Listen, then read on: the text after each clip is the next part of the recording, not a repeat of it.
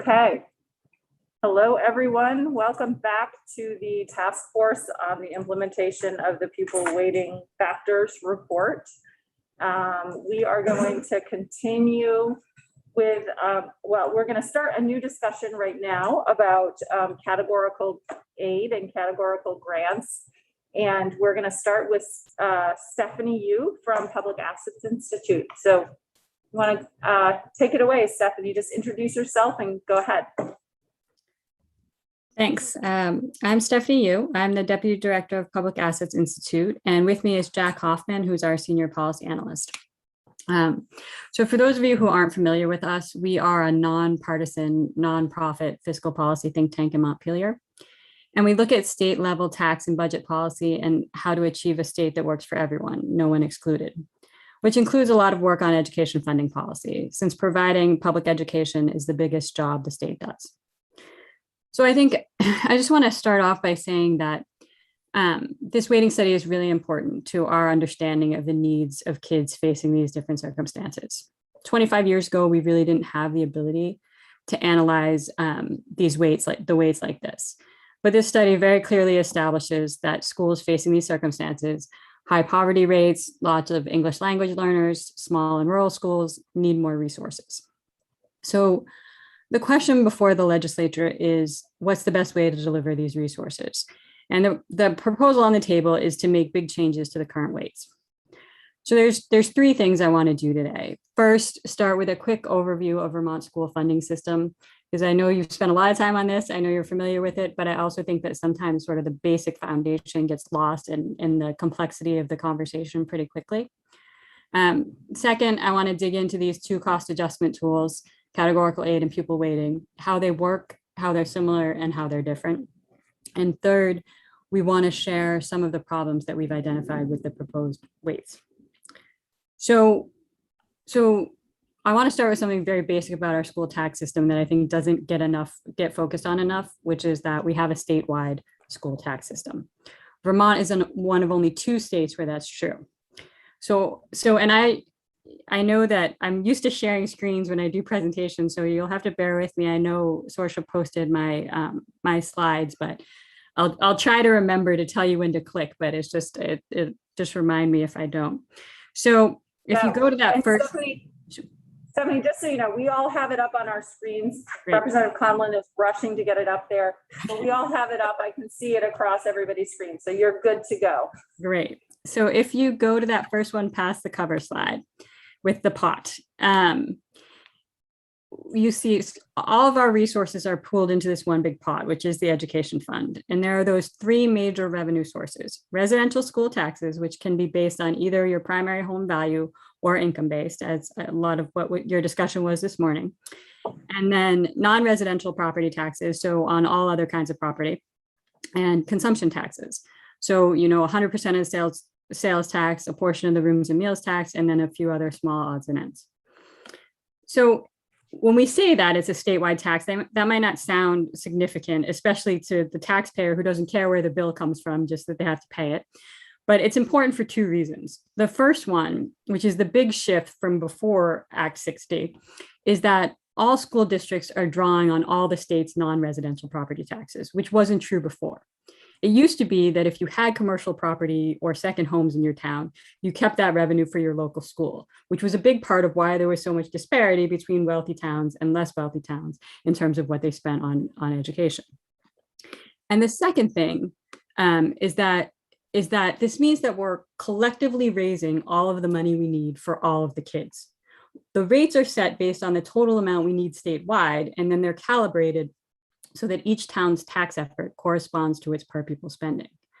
So what that means is that in Vermont, student funding is not dependent on the wealth of the community. And if you go to the next slide, this is how we like to think about it, right? We like to think about it before Act 60, you were just serving the kids in your town. Now we all serve all the kids all together, and we raise all that money collectively. So no town is funding its own schools through its homestead taxes. We're all getting a mix of all those resources from the education fund. So on that prior slide, you see that arrow going out, sort of a mix of all the colors. Everybody's getting some piece of all the different funding sources. So that has allowed us to achieve a basic statewide level of equity that we didn't have 25 years ago and that few other states have. All students share all the resources, all resident taxpayers have to make the same effort to get the same per pupil spending. And we take this statewide perspective in the interest of equity, recognizing that when things are left 100% local, the disparities do tend to get pretty big. But as a state, we also believe in local control, leaving as much of the decision about what to spend in the hands of communities, which means that we still have this variation in what districts decide to spend. So while we're doing this, while we're all paying for all the kids, we also trust each community to know best what they need for their local schools. So our system supports whatever spending level people choose, but residents of those districts that choose higher per pupil spending will pay higher school taxes. So it's really this balancing act.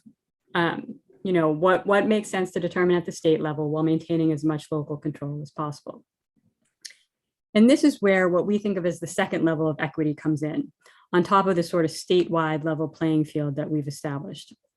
So Vermont recognizes that costs that vary from district to district and require funding adjustments beyond what that sort of basic level of equity delivers. So for example, rural transportation costs are different from those in more densely populated parts of the state. Children growing up in poverty might need more resources than those who have not grown up in poverty. And the state has two tools to direct funding to school districts with these additional needs to ensure that schools have enough money to educate all their students, regardless of need: categorical aid and pupil weights. And these tools are not meant to be static, but they're meant to be responsive to changing needs across the state and to be recalibrated as needed. So just some quick definitions. And again, I know you all have heard these terms a lot of time and probably could recite them in your sleep at this point, but just our perspective, our definition, the categorical aid is money for districts either for categories of costs or for categories of need, whereas weighting is used to adjust each district's pupil count, which impacts per pupil spending and residential tax rates. And we use categorical aid for three things currently: special education, transportation, and small schools. Transportation and special education have been reimbursements for specific costs, whereas small schools are considered a category of need, which means if your school is eligible, you get the money and you can spend it as you see fit. At least that's how small schools grants used to work. I know there's been a lot of complication and sort of messiness in the last couple of years because of Act 46, but that's not because it's categorical aid. It's because of sort of this mixed policy that we have towards small schools. And then weighting is currently applied to students facing certain circumstances. Again, I know you all know this: economic disadvantage, English language learners, and certain grade levels. And those range from 0.46 to 1.25, although they're applied at different points in the process. So I want to walk you through an equation that I think for us helps us think about how these tools work and where they come into the process. So if you go to the next slide, this is sort of how it works.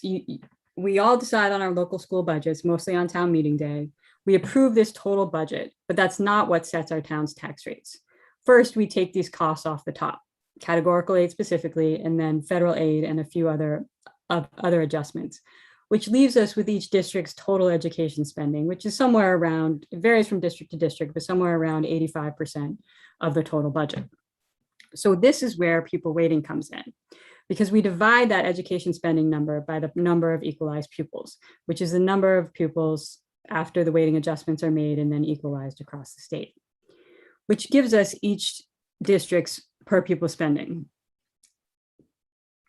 which determines the residential tax rates, both the income rates and the property rates. And per pupil spending is really the best way that we have of comparing apples to apples across districts. So how do the districts compare after we set aside the size of the district and we set aside the differing needs across students? So this also means that categorical aid is supported by all revenue sources, whereas weighting only affects the resident school taxes, about a quarter of the ed fund. If you go to that next slide, you see, again, just reminding you of the percentages of the different revenue sources in the ed fund. And pupil weighting is only affecting that residential slice. So I think it's helpful to think of these tools as two tweaks that we make at the statewide level to advance equity, to smooth differences across districts, while still leaving most of that decision about how much to spend at the local level. So I want to turn now to some challenges that we've identified with using these bigger weights. So the first thing is that weighting is typically used for fine tuning. I think you've heard, I know you've heard from the study's authors, I know you've heard from a lot of people on what this looks like, but there's only one state that has a weight more than 0.5. No state has a weight of the 2.97 that's proposed for kids from economically disadvantaged backgrounds. So this proposal is an extreme use of weight. The second problem is that higher spending districts will benefit more from this adjustment, right? In other states, again, I think you probably heard this from Tammy, but the weighting is applied to a fixed amount. So there's a foundation amount that's established, and then you're weighting some fixed number, right? So that everyone is getting the same amount from that weight. So if if that weight is 0.25, you're all getting $2,500 more per kid, whatever. So, but in Vermont, weighting affects all of that ed spending, which, as we said, is variable from district to district. So even with the current weights, the more you spend, the greater the benefit of the weights. And going to significantly higher weights means that distortion also increases significantly. An even greater share of that additional funding that weighting generates will go to the higher spenders. So if you go to this next slide, and bear with me because this is an animated slide, which I think is helpful, but less helpful when I can't screen share. So what you're looking at is the total additional funding for a given district with 10 kids in poverty. Okay, so under the current system, a district spending $10,000. So if you click the first click, you see this is the current line, right? Here's what the current rates look like. Steph, I'm sorry, we can't click because we can only have PDFs on our website. It's a variety of reasons. So we're seeing the final version of your slide. Okay, so let me walk you through by color if that's helpful. So that blue line, if you can see that bottom blue line, that's the current rate, right? So the district spending. It's okay. We'll survive. Go ahead. Go ahead, sorry, Stephanie. Okay. So you can see that sort of a lower spending district at the $10,000 mark, they're going to get about $24,000 in additional spending because of those poverty weighted kids. But the district spending about $25,000 on the other end is going to get about $60,000 in additional funding for the poverty weighted kids. So that's a difference of $36,000. You can see that label. That's a difference of $36,000. They're both getting additional funding for the 10 kids in poverty, but the higher spender is getting more. And in this case, it's a difference of $36,000. But weights of the size that you're considering would increase the disparity between districts, which again is sort of the opposite of what our funding system has been trying to do for 25 years. So again, that orange line, now that's option B. I know you all are familiar with the study, so that's the option B that we're looking at. So when you look at that orange line, you see higher spenders, they're still going to get more resources, but with the proposed weights, the difference is much bigger. So instead of that difference of 36,000, now you have this difference of the 240,000, which is a gap nearly 7 times greater. Same districts, same number of kids in poverty, now a much bigger gap in resources. And you can see from where the proposed line is and how much steeper that slope is, that these proposed weights have a big impact and benefit higher spenders more. So just to give you the contrast of what would happen with categorical aid, this would be a flat line. Right. So and you can set that line where you set that line, where the appropriate level is to set that line. But it's a flat line. Same number of kids in poverty, districts are all going to get the same amount of aid, which would help districts at the lower end of the spending scale more. So, a way to think about it, I think, is if you're giving out raises and you give out a flat $1,000, it's going to help the people at the low end much more than the people who are making $100,000 at the high end. Whereas if you do a 1% raise for both, the benefit is much bigger to the person at the $100,000 end. So I think those are ways in which weights of this size really distort the system. We have these weights. We know that there is more benefit to the higher spenders now, but at the same time, it's relatively modest. Whereas with weights of this size, it really grows. Then the fourth concern, which sort of going back to that previous slide with the pots, is that weighting only affects residential taxpayers who are responsible for just a quarter of the ed fund resources, whereas categorical aid is drawing from all the revenue sources. And I think this is significant with the size of the adjustment that we're talking about, because the residents are absorbing all of the adjustments. If and these are big adjustments. So, you know, if you're raising $100, do you want to raise it from 25 people or do you want to raise it from 100 people? Well, you know, so you're spreading it around a lot more. And I think another thing, which is sort of less of a number thing and more of just a perception problem, which is that weighting of this magnitude will make the system harder to understand. I know that you have been steeped in this and long meetings thinking about the complexity of this and recognize how complex this is. But I think going to weights of this size will be hard to explain both during the transition process and permanently.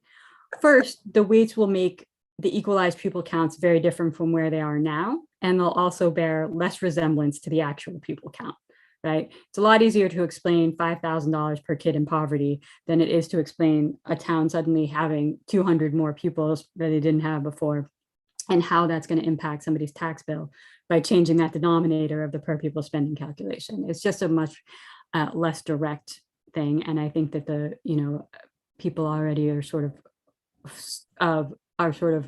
taken aback by the complexity of the system and struggle to understand what's happening.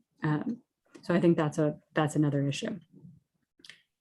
And categorical aid does not have any of these problems. I think that a lot of the concerns we've heard about categorical aid stem from the idea that it somehow upsets that balance between the state role and local control.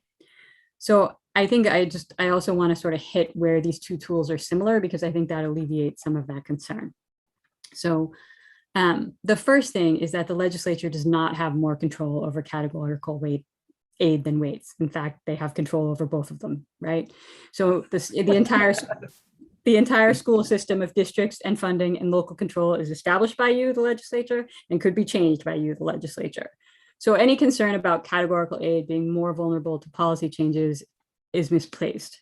And I think there's no evidence that categorical aid has been changed from year to year. Again, I think the small schools fight has not been about whether or not it's categorical aid. It's about what do we want to invest in small schools.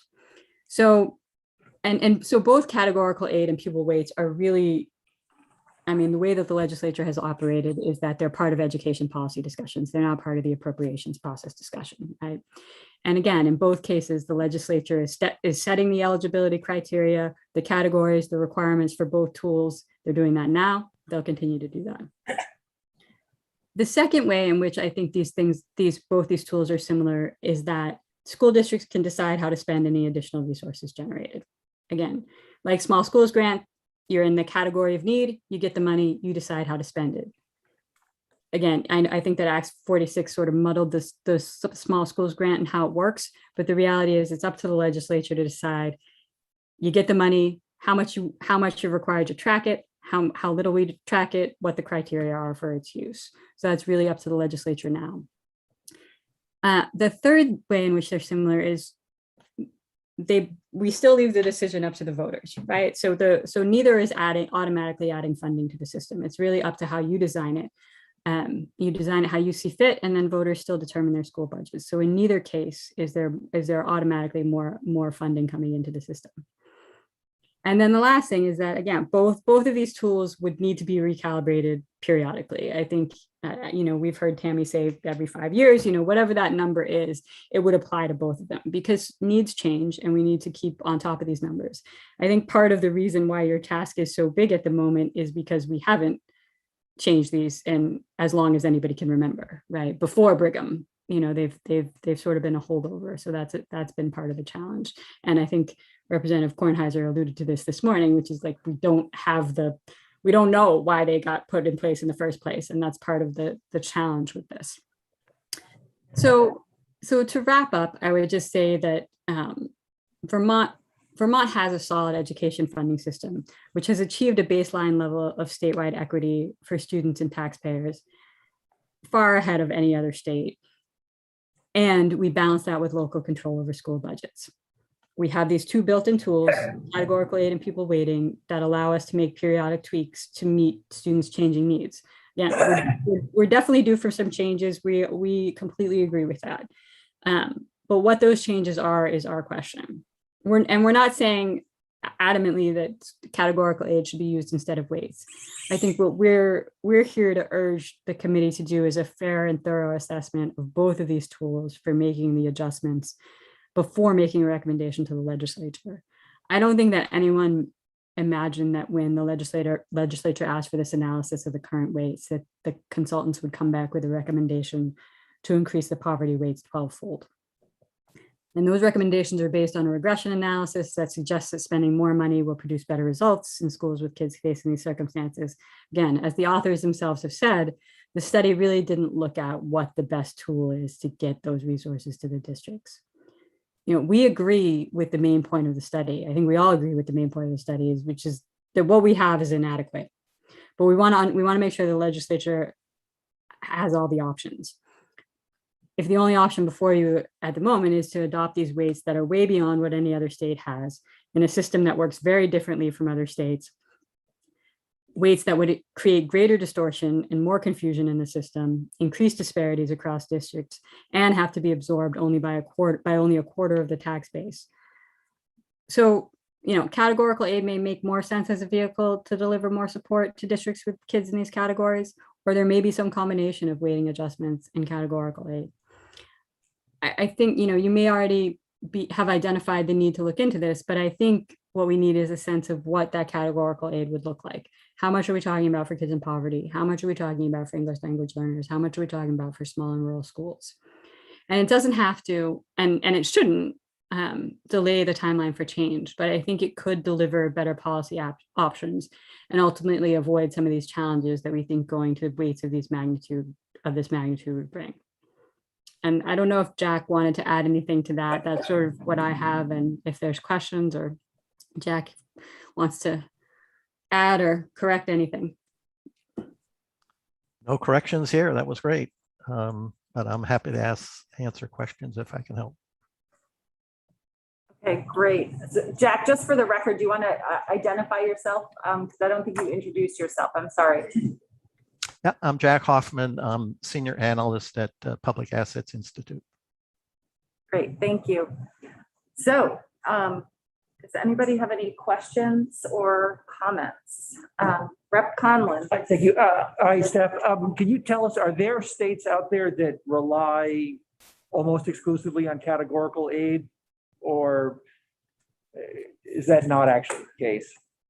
There's a bunch of, I think the study does a really good job of sort of laying out how many states use which different kind of tools, and weights and categorical aid are definitely the most popular tools. I think that, again, but it's hard because Vermont's system is so different that it's sort of, again, it's a little bit apples to oranges in terms of thinking about that. But I think some states rely more or less on some of these things. But like I say, none of these use weight, no other state uses weights that are this big.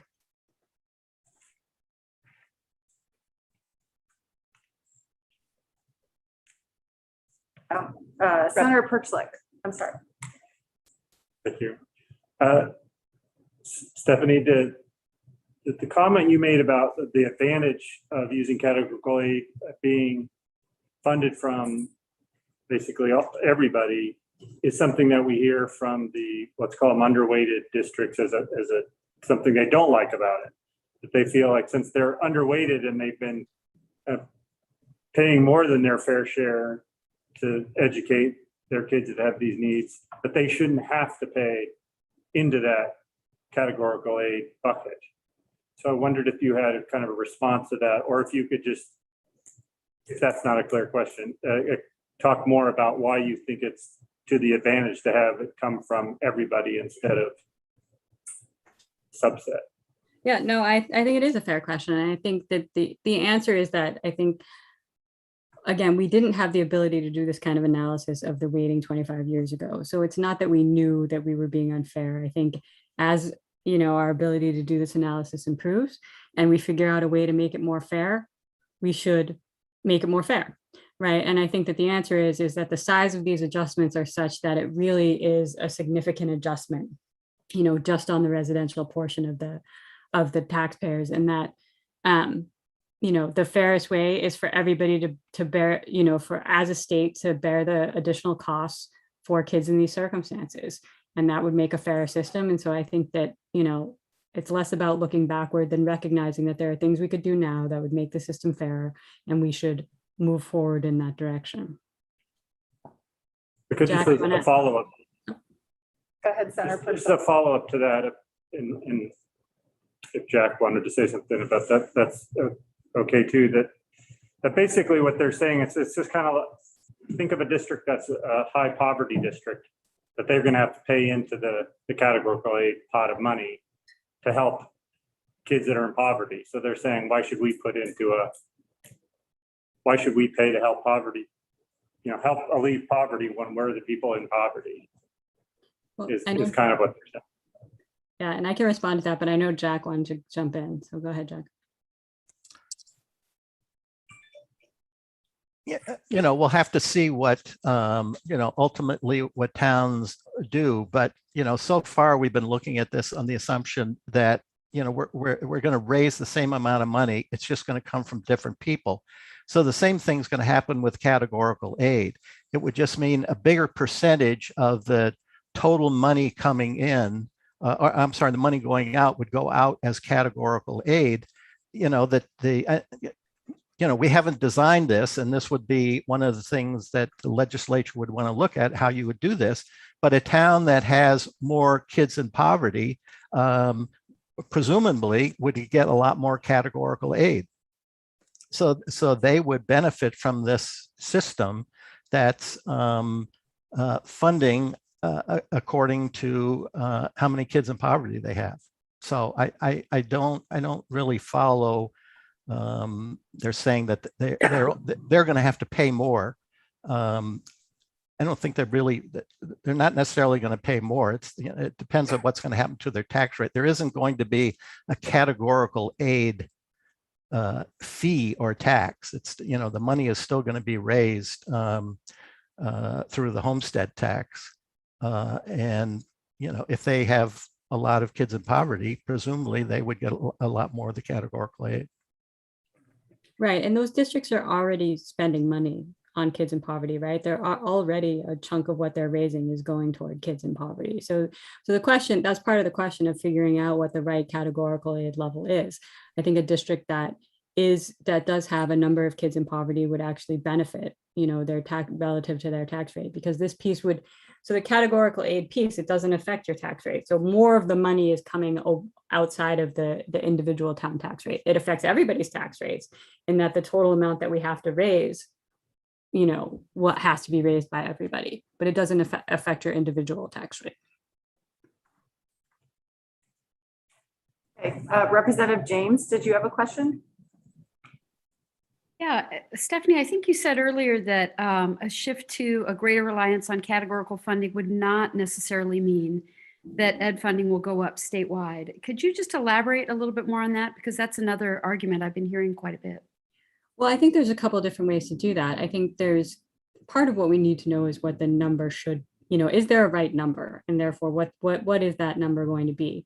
So what you would do, I think that sort of the mechanics of this is that you're taking out from the individual budgets what they're spending now on kids in poverty. Now, some might be spending more than what we determine the categorical aid should be. Some might be spending less. So there is, there's going to be some adjustment, but you're removing that.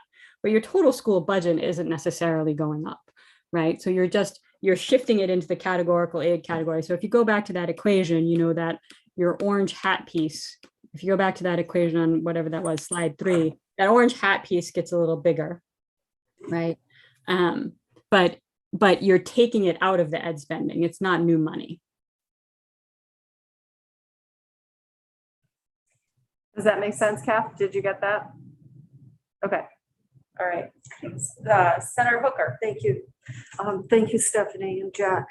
I have a question about the stability of each of these systems. And people have said, you can't really count on categorical aid. Can you just address whether one or the other is more stable? I mean, I know, Stephanie, you talked about the legislature being able to affect the policy either way, but can you just address that a little more, please? Sure. So if we look back at categorical aid, we don't see sort of ups and downs for no reason. I think, there's obviously been changes to the small schools grant, but again, those aren't driven by the fact that it's categorical aid. Those are driven by policy decisions about what the state's approach to small schools has been. Similarly with special ed, I know that that's been subject to sort of a lot of complications over the last few years. And again, it's really a policy conversation about what's the best way to fund special ed, not whether it's categorical aid or not, but how are we accounting for these costs? How are the, what does the district have to do? How, do we have to tie it to a kid or not tie to a specific kid? So it's more about those sort of policy decisions than about whether or not the tool is categorical aid. So categorical aid has been pretty consistently, around, it's about 14 to 15% of the ed fund in any given year. And it's pretty consistent that it stays at that level. So again, sort of the mix might change in any given year. It might grow a little bit differently than the rest of the ed fund, but, there's really no evidence that there's sort of been this volatility in categorical aid that people are talking about. Again, I think that the small schools grant history has sort of gotten muddled with the idea of it being categorical aid when really it's a separate conversation. Thank you. Senator Perchley? Thanks. Could we just take the weights and, multiply that by the average tuition and use that as the starting dollar amount for the categorical aid? What would you say to that as a approach? I think Jack wants to respond to that. I'll let him, but. I think the first thing I think we need to figure out how much this new proposal actually would put or ideally would put into each of these categories. I think it's, I understand and I agree that ultimately this is going to be left to the voters and they're going to respond. But I think before you decide, to apply the weight to some figure, you really need to get a handle on, how much money we're talking about. How much money is this additional, I haven't really seen a figure from the consultants on how much they anticipate, for example, schools are really going to need to put into addressing poverty. How much money are they envisioning that the schools need for English language learners? So until you get a handle on that, I think it's hard to just come up with a formula that says, well, it would be this times, 2 or 1.5, or, I think we have to look at what kind of money you're talking about. And then I think it'll be easy to figure out how to distribute that.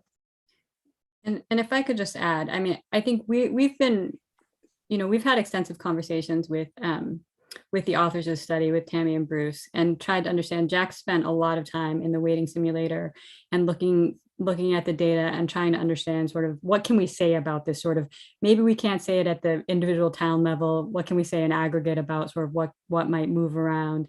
And I know that you all understand the nuance, which is that, it's still up to the voters. It's still up to the voters, that they still are making that decision. So it doesn't guarantee. But obviously the intention with these weights is that you're incentivizing moving up or moving down, right? You're incentivizing the voters to act in a certain direction.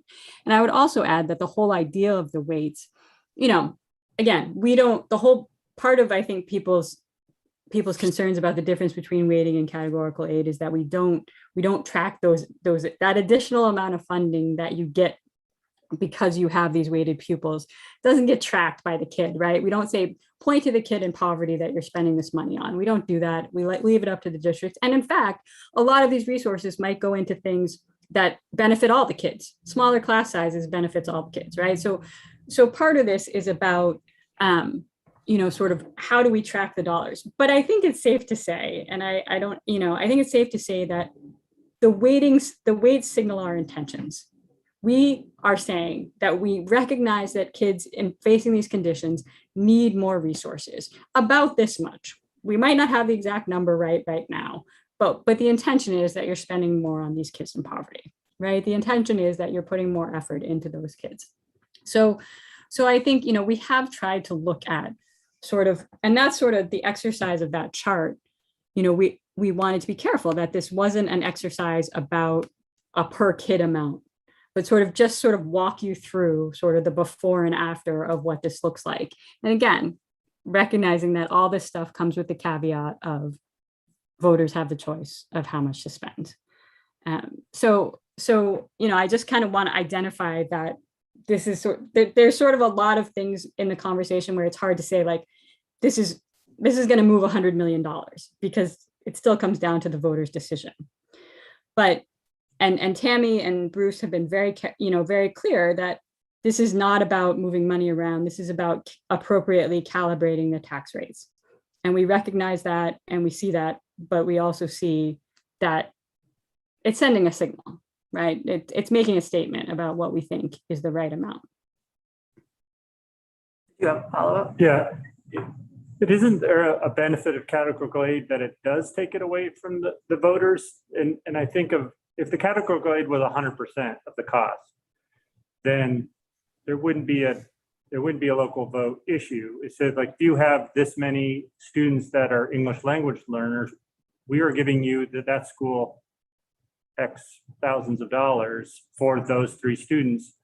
It would just be additional, it wouldn't be something that they need to vote on, which in some regards makes it more equitable in that that it's going to go to those 3 students. And it isn't something that you have to go, as we heard from Deb earlier today, that sometimes the voters won't vote on it. And I have districts in my district that don't vote on school budgets for other reasons. It's because there's just other socioeconomic and political things going on in the town that cause people not to vote for a school budget. So a categorical aid saying, here's this extra money, you don't have to take this to the voters because we're just going to give it to you for English language learners. Isn't that one of the benefits of categorical aid? Absolutely. And I think what it's helpful to clarify, I think there's 2 pieces that, sort of how I set up this conversation is this: how much is the state deciding and how much is left to the control of local voters. And that's true and what you just said, I think, is exactly right in terms of the decision-making at the budget point. I think there's another piece of local control that is sort of getting muddled with this, which is how you spend the money, right? And so it's still up to the district how to spend the money. You can have that be true with categorical aid or weighting. Right. So that's not a deal breaker in terms of categorical aid. It tells you how much, but it doesn't tell you what to do with it. It could, but it doesn't have to. One other question, one of the other complaints we hear about categorical aid is that it's not a formula, that it's, willy-nilly, and we can't kind of count on it in the future because these legislators will just change the number all the time. But it seems like we have categorical aid now that's based on formulas. Do you see that is a problem with categorical aid, or do you see a way to structure categorical aid so that it is a formula that's just baked into the statute and not something that's just a dollar number that people are voting on in the appropriation? Yeah, I think it's a different model. I think what you heard from the study's authors is that, they can hand over sort of the model to JFO, and JFO can run the numbers every 5 years or whatever that looks like to see if the weights are still appropriate. I think you can set up a similar system for categorical aid, and be able to sort of look at what are the inputs and what are the outputs that you need and how much is it going to be to look at that level. Jack, I don't know if you want to add anything that's more technical to that response. No, but I think this is something that it is going to change. So even if you had a formula, I think the formula would have to be adjusted periodically. And again, I think it gets back to, first understanding what the costs are involved, and then you can figure out, what's the best way to raise that amount of money and what's the best way to distribute it. Rep. Kornheiser? My understanding of Professor Colby's study is that it's looking at sort of how much more, what's the marginal cost more to educate students in these different conditions. And that actually sort of the final math of it actually turns it from a cost per an estimated marginal cost per student into the weight. And so that sort of final math could be reversed fairly easily. What I would love to hear from you a little bit more about is, I think people talk about weights in Vermont and talk about weights other places, and we say Vermont's different from everywhere else, but we don't. Could you explain a little bit more about why Vermont is different from everywhere else and why our weight, the word weight, actually means something completely different here than it does other places? Sure. In terms of like how districts get dollars? Right. So again, if you look at that chart, right, you can see that the higher the spender, even in the current system, right, just the blue line, even in the current system, the higher spender is going to get more actual dollars for those same 10 kids in poverty because it's based on their per pupil spending. So as the per pupil spending goes up, the value of the weight goes up with it, right? So in other states, so a lot of other states work on a foundation system, which essentially means that they establish what is really a floor, right? They'll say, whatever, it's $10,000 per kid or whatever the number is. And there's an extra weight for kids in poverty. And maybe it's 0.25 or maybe it's 0.1 in some states, you know, whatever it might be. So if your foundation amount is fixed at $10,000, then the amount that weight is worth stays the same across districts. You're always going to get an extra $1,000. You're always going to get an extra $2,500. But in Vermont, because we base it on the education spending, which is a number that doesn't quite range from 10,000. Well, it does range about from 10,000 to 25,000. Jack can probably give you the exact dollar amounts, but there's a pretty big range, and we're weighting that whole amount. Again, it's not the total of your budget, but it's the total of your education spending. So you're weighting anywhere from $10,000 to $25,000. So multiplying $10,000 by 0.25 is very different than you're going to get a very different dollar amount than when you multiply 25,000 by 0.25, which is not how other states do it for the most part. Jack, you want to add anything to that? No, I think that covered it pretty well. Senator Perchlik. Can I ask Emily or Representative Carnazzo a question? So are you saying that we can figure out that number? Because what I hear Jack saying is that we don't know the number, what it'll cost. But what I kind of understand from the study is that they said we do know what it will cost, right? In that we could derive a number from the weights in the spending that we do now. I would feel so much more comfortable with Professor Colby. Or that's your understanding. Is that kind of, am I just? But that is my understanding, that somewhere in here, and I can't find the page number right now, that there is an algebraic formula, and the last step of it turns it from a marginal cost per pupil under certain conditions into a weight for the purposes of tax calculation. Right. And so we if can you look, reverse that algebraic. Page 91. yeah, I was just about to say, so if you look at Appendix A in the report, it's called Translating the Cost Function Model Results into Funding. Thank you. And Mark and I have been talking about this a bunch, and I'm trying to actually come up with model one of them and see if I can come up with a number. But they do have, and if you look on page 95, for example, $1,958 increase in per pupil of spending is associated with a standard deviation of higher student assessment scores in math and reading. So they tie it to increases in outcomes, improvements in outcomes. So how much does it cost to get a certain higher score in math and reading for a student in poverty or a student with English language learners or whatever, at ELL. So it's tied to outcome. The spending is tied to outcomes, and you can use this, and this is what I'm still working on with Mark to come to a number of how much a particular categorical aid program that has the same impact as a weight does, because they take the weights to get to an outcome, and that they price it out essentially in here. And so you can do the same with a categorical aid. But okay, well, I think that's key, because you're still using the science of the study to arrive at the number, which was a criticism we heard, is like, well, gee, if you use categorical aid, how are you ever going to arrive at a number? But I thought, well, we would just use the weights. So it seems like there is a way to do that. there is a way to do that, and And I mean, I think Mark and Brad and probably Professor Colby can help us come up with that if that's the direction we decide. And potentially Jack and Stephanie, if that's the direction we decide to go in. But I've been messing around with it to see if what a range is that we're talking about. Thank you, Jack. Yeah. Oh, Jack, go ahead.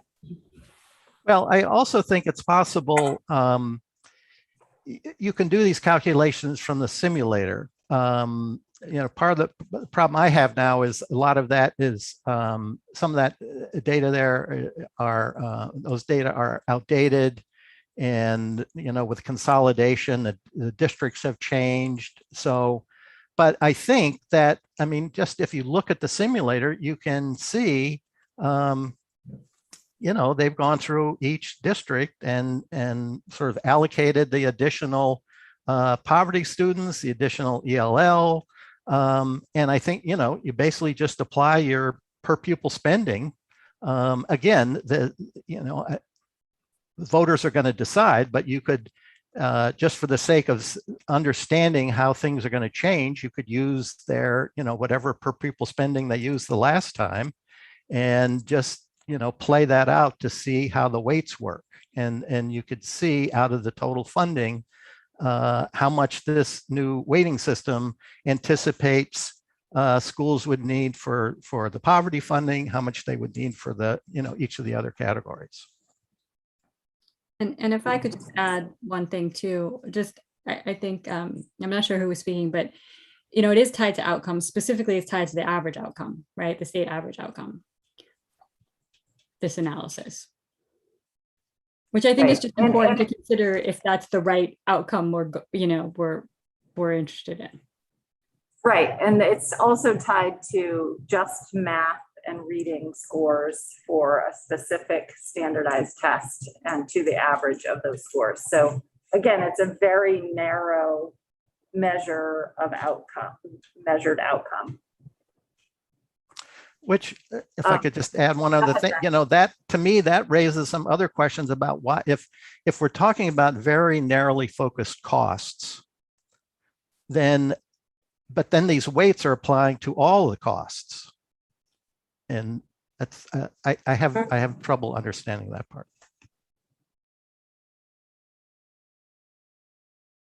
Okay, are there other questions for Jack or Stephanie? This point. Okay, thank you so much. This has been really helpful. And we may ask you to come back as we're sort of continue to mull this, if that would be okay.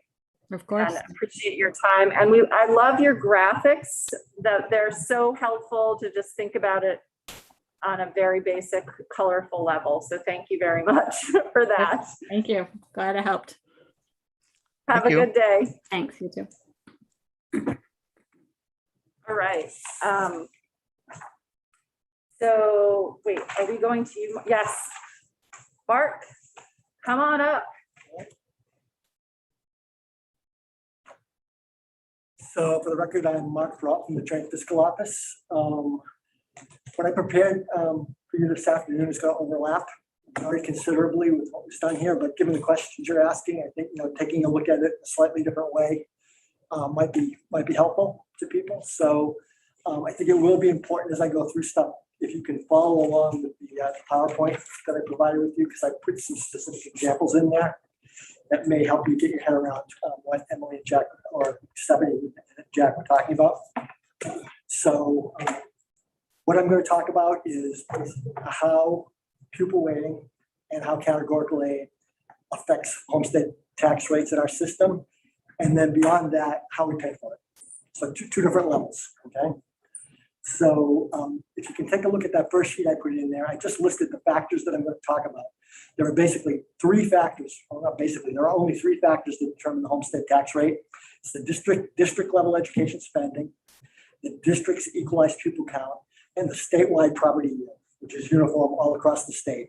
So those three factors are what determines your homestead property tax rate, and categorical aid and pupil weighting affect them a little bit differently. So I'm going to try to show you how.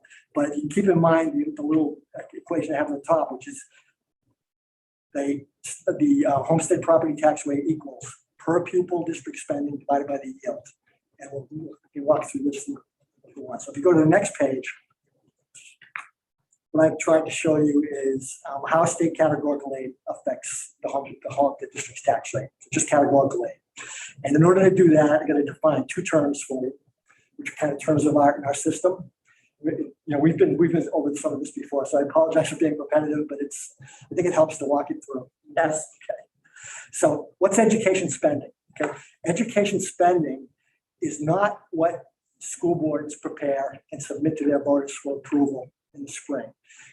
That's the total budget. That's everything the school district spends, not the number that we base the tax rate on. In order to get to the education spending, which is the number we do base the tax rate on, you have to subtract out offsetting revenues, what AOE calls offsetting revenues. Offsetting revenues are federal categorical aid, state categorical aid, tuition revenues, prior year surpluses and deficits, and reserve funds. Okay, all those things go into it. For our purposes here today, what we're focusing on is state categorical aid. So that's one of the components of offsetting revenue. So to get to education spending, if we had a district that only had categorical aid as offsetting revenues, it would just be the budget approved by voters minus the categorical aid. That gets you to education spending. And that is the number that tax rates are based on. Okay.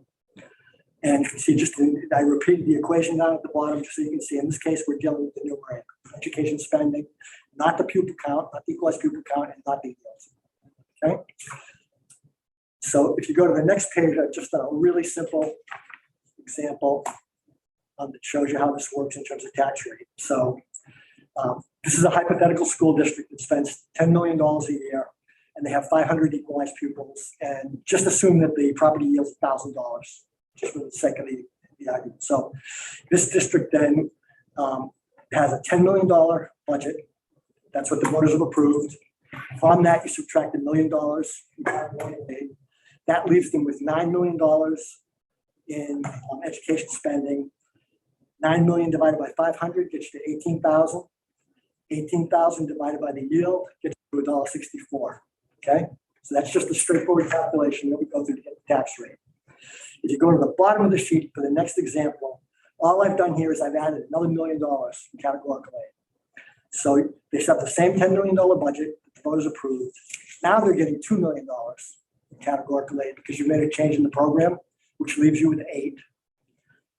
8 million divided by 500 is $16,000 per pupil. I divide that by the yield, the 11,000, and now you've got $1.45 for a tax rate. So the additional, in this example, the additional $1 million of categorical aid reduced the homestead tax rate in this district by about 9 cents.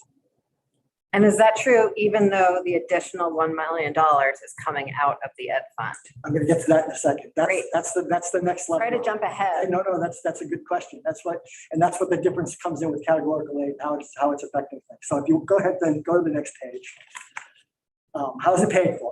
So when we make that kind of change that we just did, there's 2 impacts initially on the education finance system. The first one is at the individual district level. So the districts that get additional categorical aid are going to have a lower homestead property tax rate. As a result of that, when you then take that homestead property tax rate and multiply it by the grand list in that district, it means less money is coming into the education fund. Ready with me? So that's the first step. The second step is you got to pay for the categorical aid, right? So what happens is statewide education initially increases by exactly the amount that you're paying out in the categorical aid program statewide. So if you think about the education fund, everything's in balance, everything's fine. Assume everything stays fixed, except that you're going to add money in for a categorical aid program. That's going to fall to the bottom line and create a shortfall in the education fund. How do we deal with the shortfall in the education fund? We deal with that with the yield. Okay. So in the equation, you've got education spending per pupil divided by the yield. If you drop the yield, that means that tax rate is going to be a little higher, right? And if you go the other way, it's going to be a little bit lower. So if you flip over to the next page, I just did a really simple example to show you this as well. So in this case, you've got a district spending $18,000 per pupil, okay? And the yield wasn't $11,000, so they had a $1.64 tax rate. We need more money. That's not going to bring in enough money into the fund. We need to bring some more money in So you lower the yield, and these are just arbitrary numbers, but what I've shown you here is 18,000 then divided by 10,000 instead. That means that their tax rate would go up by $1.80, okay? And that means you bring more money into the education fund as a result of that change in the yield. The important thing to remember is that when you do this, you're changing everybody's homestead tax rate across the whole state, right? So your question, Senator Pritchard, earlier about how this all works. Aren't you paying for your own program to get it? Well, the district that gets the categorical aid is going to get a big benefit from that, right? Because it's going to take their rate down initially. And then everybody's rate is going to go back up a little bit to pay for that. But the district that's receiving the categorical aid is still going to net out much better, right? And the district that didn't get any of the categorical aid is going to pay a little bit more without getting anything more. And so that's how you pay for it in the education fund. And I might add, if there's a change in overall spending, it gets shared by the non-homestead rate as well. Yes, and that's another difference between just dealing with I think Stephanie mentioned this, instead of just dealing with pupil weights, when you deal with this, in one sense, it's paid for by everything in the education fund, but because of the way we set the tax rates every year, the non-homestead property tax rate and the homestead property tax rate move in tandem. The initial criteria is that the average tax bill of a non-homestead property taxpayer will increase or decrease the same as a homestead property taxpayer. And so that means that the cost of a categorical aid program will be shared across all taxpayers. And right now, I think we get more than 60% of the property tax revenue from non-homestead property, which is a uniform tax statewide. But that's a pretty significant difference between addressing this problem through weights alone versus addressing it through the other part. Now, before I go on, we've gone a little bit more over how the weighting change works. I thought here. Never mind. Let's just jump on to the next page then. Can I make or ask a question? Sure. The categorical aids, the benefit to an individual district is likely that qualifies for a categorical aid is likely larger than the impact of the small amount because it's spread out statewide. Yes. It's such a tiny little amount because Yes. it's spread out statewide and because categorical aids still are a smaller portion of our education funding than general aid. So it's not the same impact statewide as it is on it. That's right. I mean, one way to think about this is like for special ed or anything else, what you're really doing is you're taking a local cost and you're spreading the cost of that program out over the entire state. Okay, so you get some of the special education costs of the responsibility of the district showing up directly in their tax rate, and part of the cost, the part that we reimburse with special education aid, is being paid for by everybody. Mm-hmm. Right. So if you have a high number of special education kids, you're going to do better than if you have a low number. But it's sharing of the cost, the socialization of that cost across the school districts. Okay. Makes sense? Yeah. And then you reminded me of what I was trying to remember, which is that categorical aid, even though it appears to be an amount for a specific purpose and going out, back to Stephanie's point, school districts decide how much they're going to spend. If you are anticipating getting $1 million in categorical aid, you can just lower your budget, right?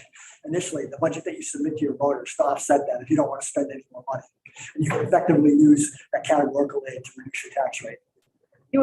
Just a language thing. You're not really reducing your budget. You're reducing your education spending. Your budget's staying the same because you have categorical aid. Right. I'm suggesting if your categorical aid is fixed, let's say you get another $1 million of categorical aid, you can then go back to your budget, revise your budget that you're going to submit to your voters and lower it by $1 million, knowing you're going to get that $1 million. So, but you'd have the same amount of money for your school to spend. That's my point. Well, Yeah. Okay, your education spending number wouldn't change, right? But you couldn't lower your school district budget if there's a maintenance of effort. No, To the point of special education funding. yes. That's what the maintenance That's of effort prevents, is saying you can't get this federal aid and then lower your local school district budget in order to have the federal aid fill in that hole. Yeah.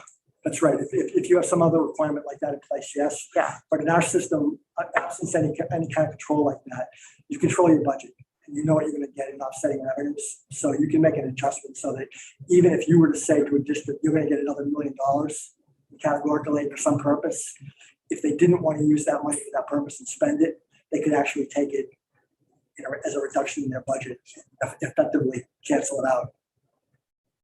Unless there are requirements about That's spending. the requirements. The point, I guess, is that it's, I've heard a lot of, we talk a lot about the weighting, not changing spending. You know, in a more roundabout way, you can get around the categorical aid the same way.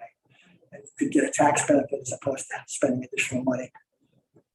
But you get a tax benefit from your education spending being reduced by your categorical aid anyway. Yeah, your budget. Yeah.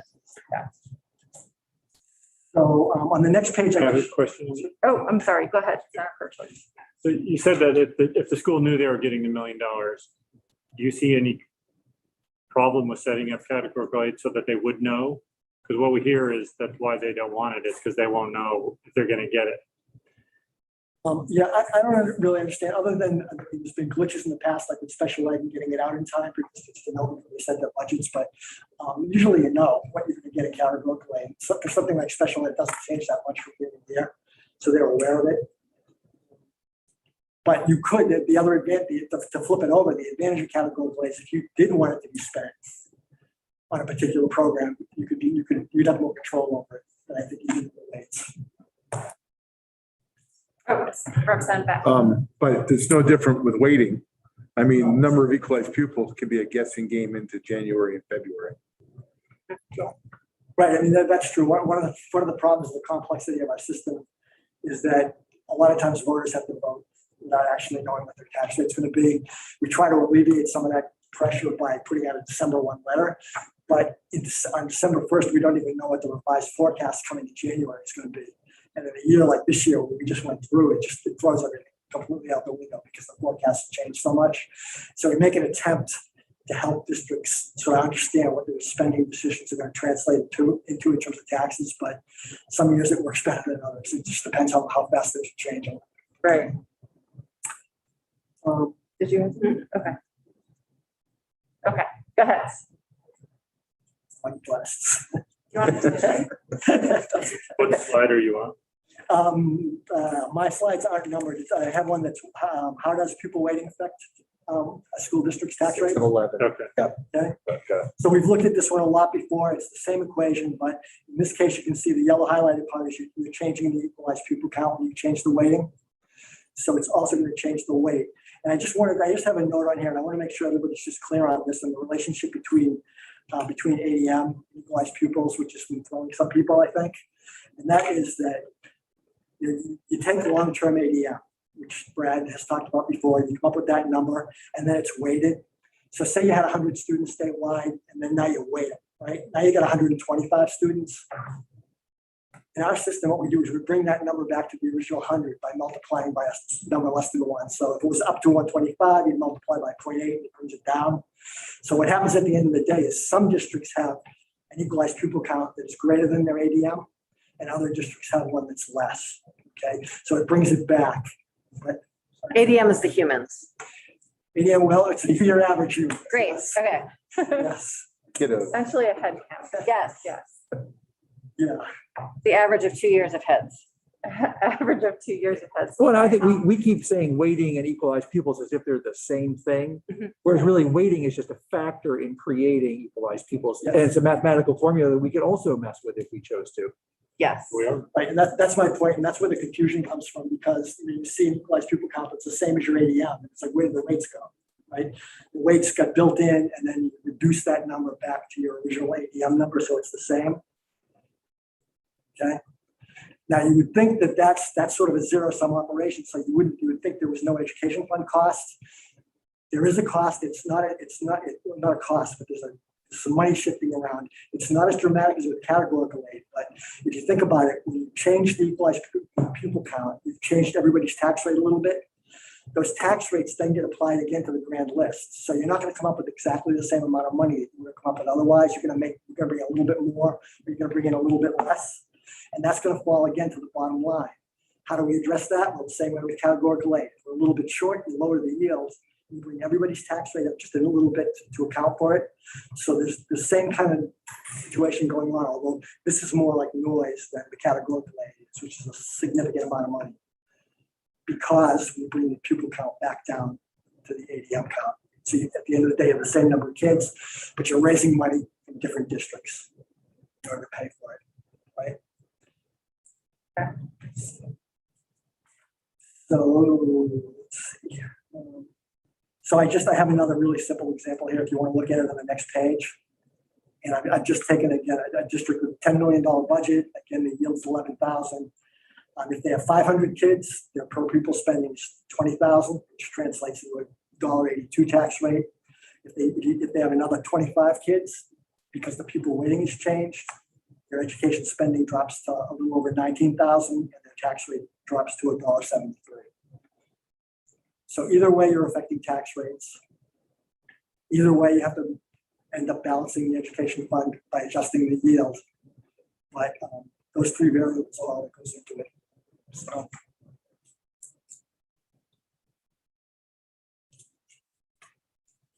I'm not sure whether that was confusing or helpful. Wait, did you go through all your slides?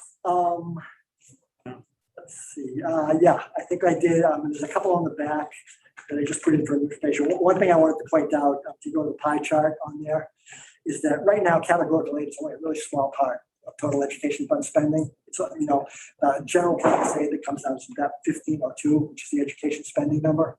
So they get $1.5 billion with absolutely no. It's just general purpose aid. The district can decide how they want to use it. The same is true if you go in a roundabout way with categorical aid. But even if it were a requirement to be spent on certain things, it's a relatively small part of the total education fund. Categorical aid got a bad rap back, I think, in the 80s and 90s, in places like California, where they were sending out most of their aid as categorical aid, and districts got that and had to spend it in certain silos, and it didn't necessarily meet the needs because it's a very diverse state. So there was a big push at that point to go back to general purpose aid. But in our system, we're heavily predominant in terms of general purpose aid. And then I just listed what I've called categorical aid programs in here. We normally think of categorical aid as being special ed, transportation and small schools, because those are the ones that go through K through 12. There's also other categorical aid programs from the education fund that go other places or a more roundabout way. And then the last thing in this package, just for reference, if you want to look at it at some point, is the education fund outlook. And all I point out on there is you can see that lines 1A, 1B, and 2, which are the property tax revenues, are about 2/3 of the total. And the remaining money coming into the education fund is about 1/3. If you drop down to the appropriations line, that 1502 is a very significant portion of total education spending. And you can see the categorical aid programs that we normally think of as categorical aid on lines 11, 13, and 15. So you can see part of a fund, it's part of an expenditure. So when you increase any of those lines or add a new categorical aid program, you're going to add to the total uses, change the operating result of the year, and have to address that through the yields. Representative Conlon. Very quick clarifying question. During the public assets presentation, they said that residential tax income to the education fund was about 25% of it. That seemed low from what I've heard previously. Yeah, I did that to JFO. Yeah, I was lumping in the non-homestead education tax in there as well. Got it. And I think Stephanie was talking about the homestead tax. Home site. Yeah, the homestead education tax, the net homestead education tax, which is about 30% of the total, I think. But just to hit on that, though, it's a really good point. No district in the state raises as much as they spend on the homestead tax. There's money coming in from other sources, and the amount districts pay in to cover their education spending ranges widely from just a few cents on the dollar up to close to 100% of the dollar. So there's a wide range. So you've got an adjustment built into the system because grand list varies so much, but you pay that you have the same tax rate, the same one you spend. Senator Perchlik. Thank you. Mark, I'm interested in your like footnote asterisk here about prior to Act 60, that transportation costs were weighted, and then they switched to categorical aid. Yeah, You know, I was surprised to find that too. That was before my time, but you don't know what the discussion was or why they did that or anything. I don't. I put it in as a footnote just so you can see that there has been movement in the past going between categorical aid and weighting. Right. Because it's interesting if that was Act 60 was about, making education more equitable, and they switched from weighting to categorical aid for that cost. Right, and transportation is one of the more popular programs too. I mean, Yeah. you rarely hear any issues about the category. I just- But Transportation. it's easy to measure. True. I think it's also pre-Act 60, we were operating under a foundation formula. And so weighting in the context of a foundation formula is what's done in lots of other places in the country. And on some, like that's sending money, a specific amount of money directly to districts, whether they asked for it or not, which is sort of like the same as categorical aid in a certain way compared to the system that we mostly use in Vermont. And so I don't know if it's as much of a switch as it seems in the context of how we use the word weighting now. It also, Stephanie's point about higher spenders would have done better, right, under the old formula than they do now, where everybody gets basically the same reimbursement between 45 and 47% of the actual expenditures on transportation. Uh-huh. Well, if it's weighted, then the higher spending districts get a higher weight than, yeah. Is that what you were just saying? Yeah. Sorry. Just in terms of it being a flat amount going out or something like that, which is a reimbursement. Right. You'd have variation in districts on something that had nothing to do with transportation. Right. Representative Beck. Mark, I'm kind of on that same topic.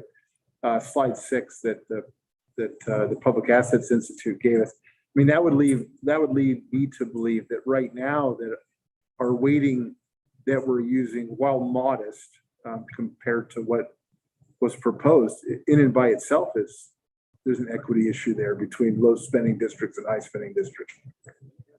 Yeah. Okay. Striking.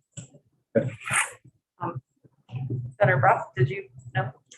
I'm just wondering if it's useful for Mark to go through the Ed Fund outlook more. I didn't really I think I learned most of what I learned about how the Ed Fund and Ed spending works just from hearing you go through this chart, like every 2 weeks for many months. And so I didn't really think through the fact that maybe not everyone sitting here has heard you do that a bajillion times.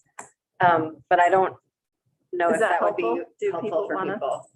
You're talking about Once you understand. I don't even know how many times I had to hear you do it before it became a useful document to me either. 20, I find is the minimum. I really don't know. Go for it. Let's go through the top. It also, you'll get us a little preview about what's coming next session, which is, I've never seen an outlook say anything like this one because of the revenue changes that we had last year. Just to kind of head to Trace, but Where are you reading from, Mark? it's the last slide.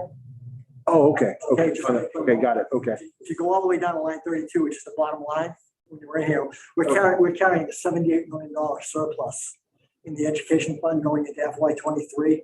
That's on top of a full stabilization reserve, which is about $38.2 million, and on top of an additional $14 million that was put aside on a case basis in case the legislature decides next session to pay for teachers' post-employment benefits.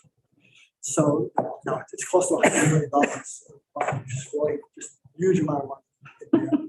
And one problem with using that next year is, I think that the trends will continue and that the revenues coming into the fund are going to continue to be pretty healthy in terms of sales tax. But once it's not used and it's sitting on the bottom line, if you used all of that money next year on top of whatever we get into the fund to reduce tax rates or do something like that, it's one-time money. It will create huge swings in the tax rates going forward. So that's an area we have to think really hard about how to use that money. And when phasing in something like this is probably one possibility. But anyways. So the outlook is basically organized. It's not a fund. It's not an accounting statement. It's not a fund statement. There's things on here that make it not a fund statement. For example, we show appropriations as opposed to what was actually spent. Okay. And there's also money that's available in the education fund that was previously appropriated but has not been used yet. That sometimes gets significant amount of money, it can be 20, 30, $40 million, but until the administration decides that it wants to return that money to the education fund, I don't show it on the sheet. So it's sitting out there, but if you're looking at a fund statement, that will be included. When the administration does decide that you've made appropriations and they're not going to use the money, it comes back usually in the budget adjustment as a reversion, and that reversion shows up on line 22. Which is it's flipped around, but we're anticipating in FY22, $12 million, almost $12 million of what you appropriated previously, it's going to become available. So in terms of the whole organization of the sheet, the top section, which is like A through H, just shows you basically the parameters that are going to drive the system. So you've got the average homestead tax rate, the average rate on income, uniform rate on non-residential property, the yields, and then spending growth and growth in the grade list. So those are all just informational. They don't feed directly into the sheet. Sources, again, basically property tax revenues and non-property tax sources. Property tax sources, if you include the non-homestead education property tax, are about 2/3 of the total. And the remainder, which is mainly sales tax, is about 1/3 of the total. Okay. Appropriations include the education payment, which is basically the education spending number we've been talking about. Turns into a payment once we get it over to here. It's basically what school districts collectively have decided to spend on their schools after you've subtracted the offsetting revenues we were talking about earlier, right? That's that 1502. Then you've got categorical aid, 229 for special ed, 20 for transportation aid, and about 8 for small school support.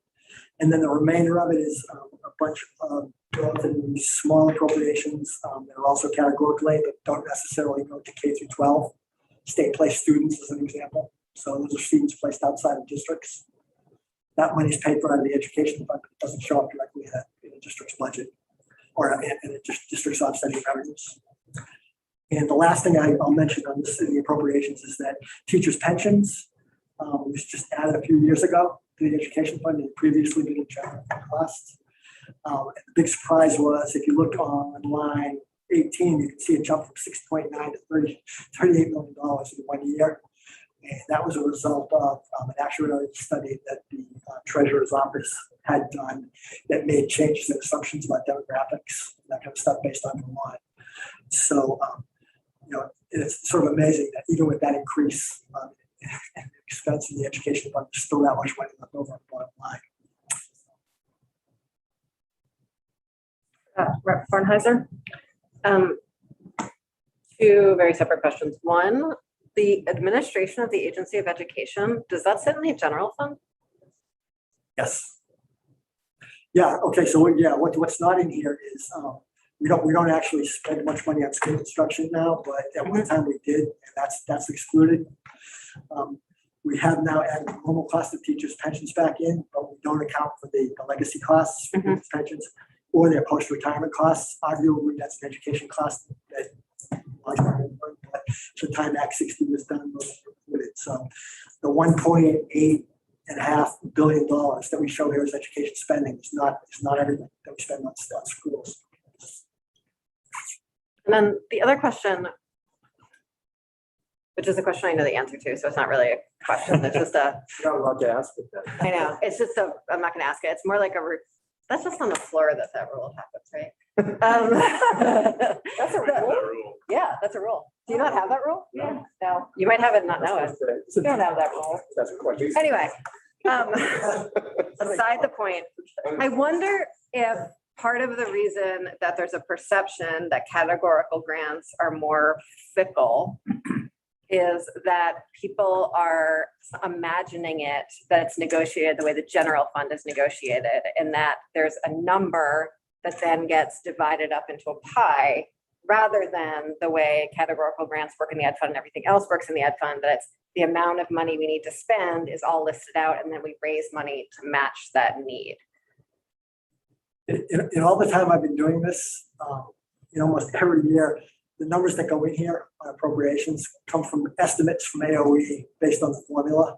And in some years, there's very little additional discussion beyond that. So I think that what you're talking about came about because there was the small school grant that went through a sort of a number of changes for a short period of time. And people got the idea that it was an annual kind of thing that could change from one year to the next, because you did have to qualify for it on an annual basis. You kept changing the parameters.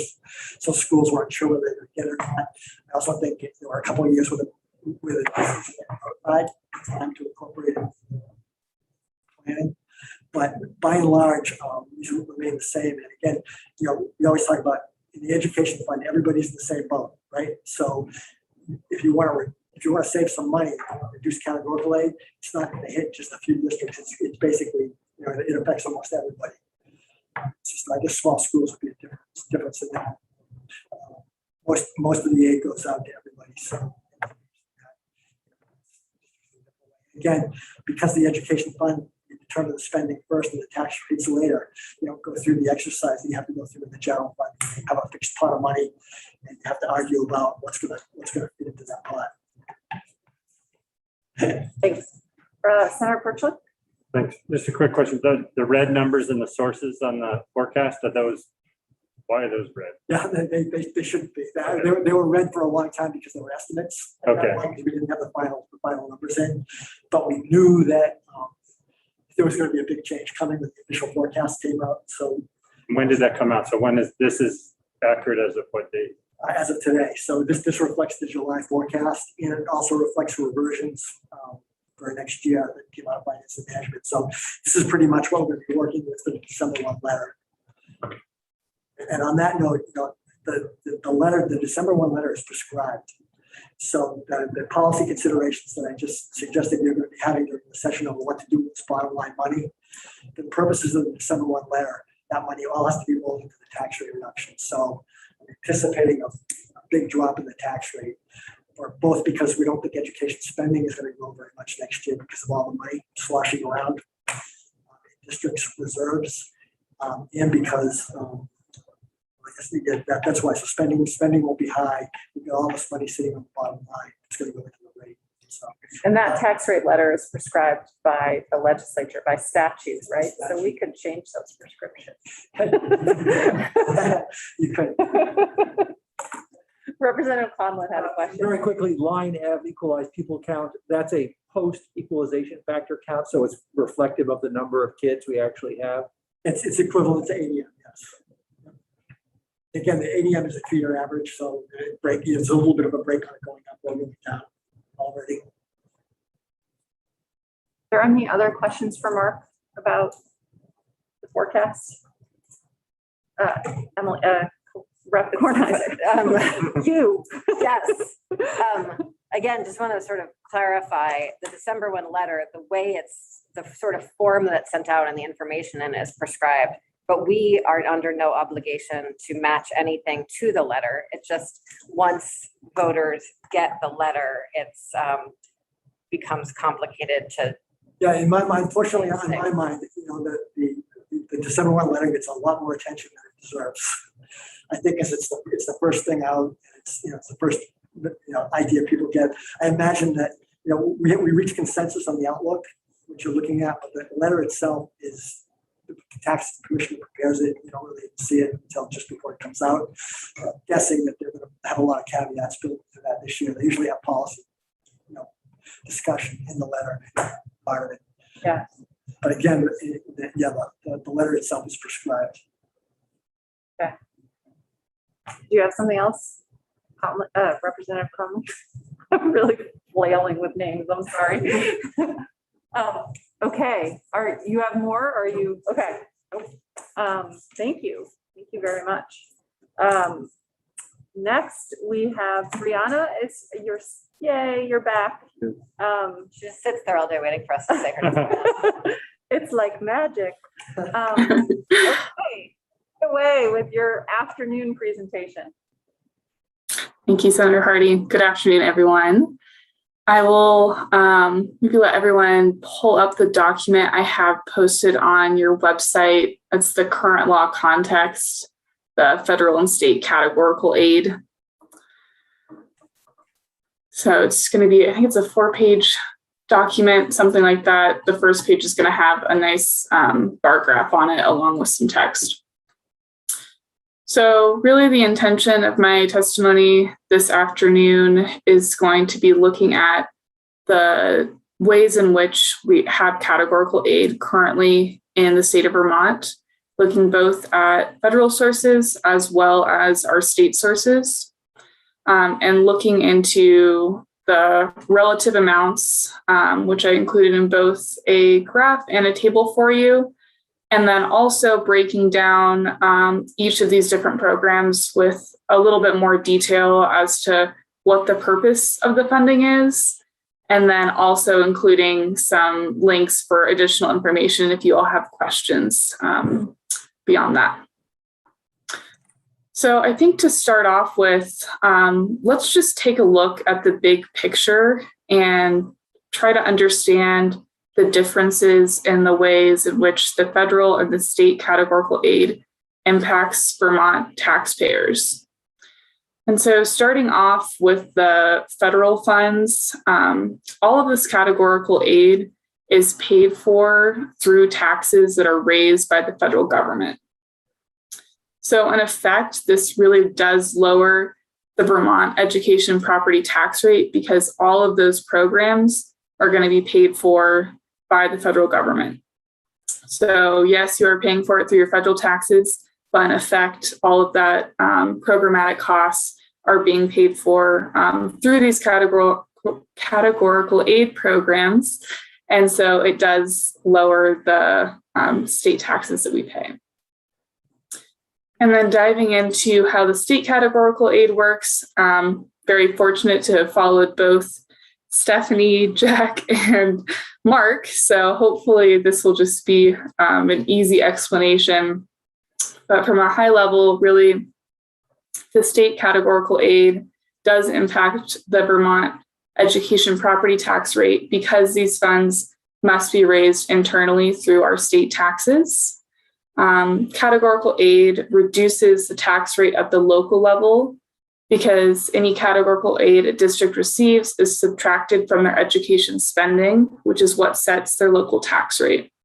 So another way of saying this is that categorical aid is taken off the top of the education fund, which means that the yield must be set to raise enough taxes statewide through the education property tax. So therefore, the big picture here is that the cost of state categorical aid is spread out across all taxpayers, as opposed to being raised at the local level specifically.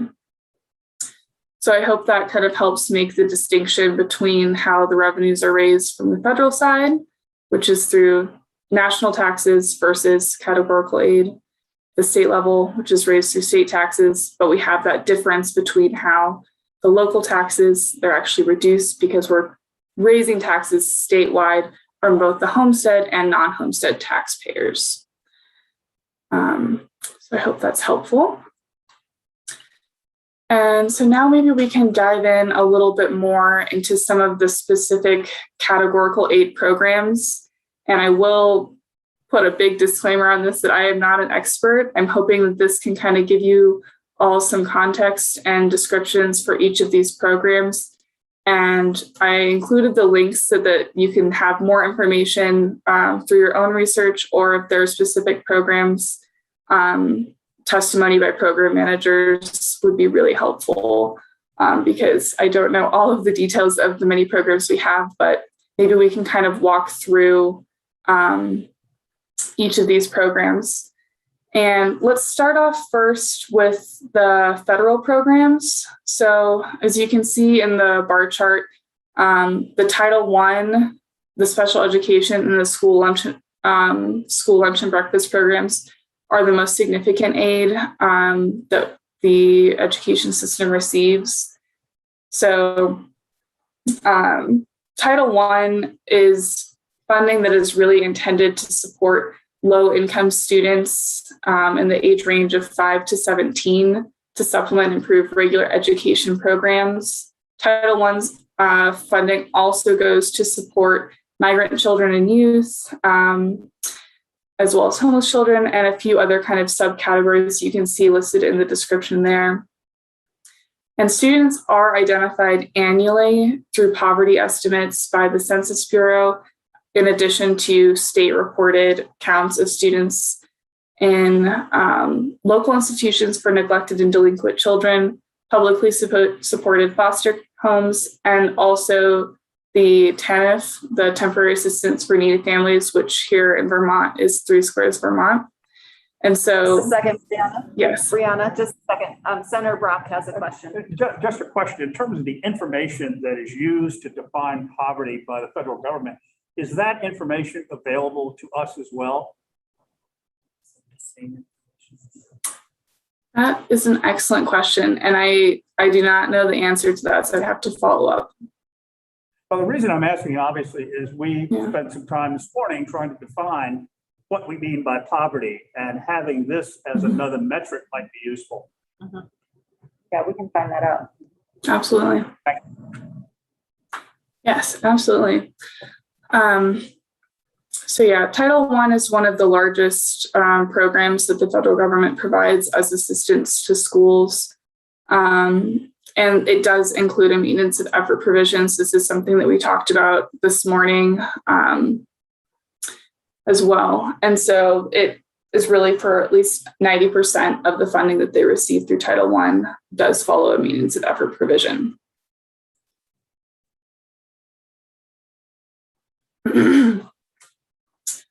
So maybe we can move on to the Title IIA.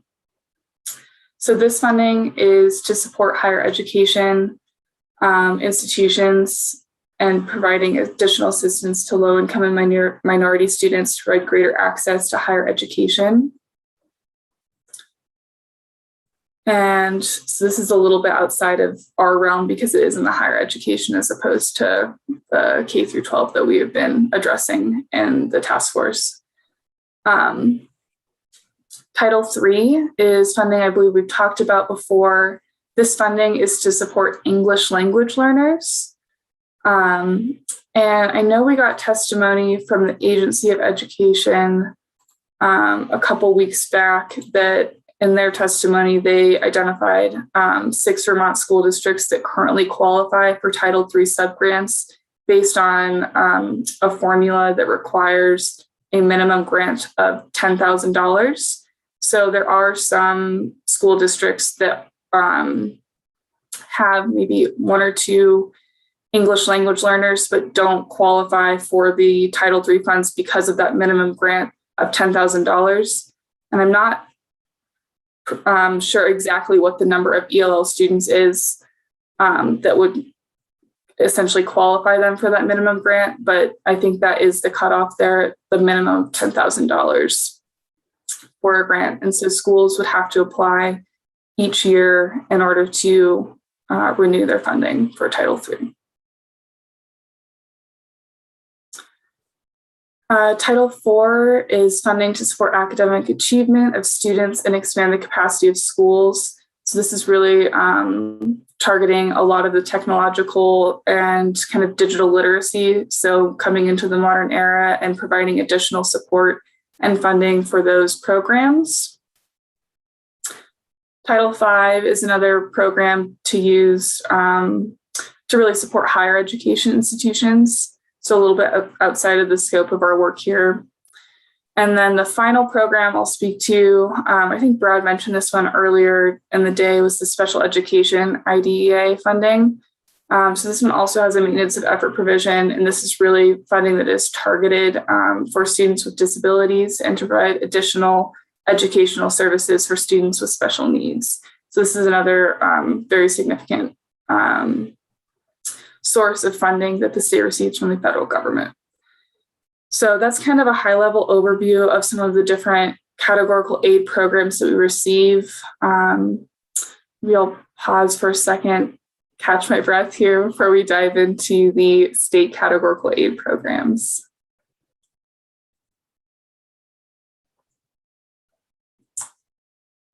Okay, so continuing on down the list, you'll actually some of these will probably ring a bell because these are going to be straight off of the Education Fund Outlook. So these are programs that we fund annually through our categorical aid. First one here being state placed students. So this is funding that is used to support any student who is placed outside of their school district by a state agency or a licensed child placement agency. And so this is funding that is used to kind of support these students if they're placed into a residential treatment facility. The next one on the list is our transportation funding. So this is used to support schools taking their students to and from school and their home.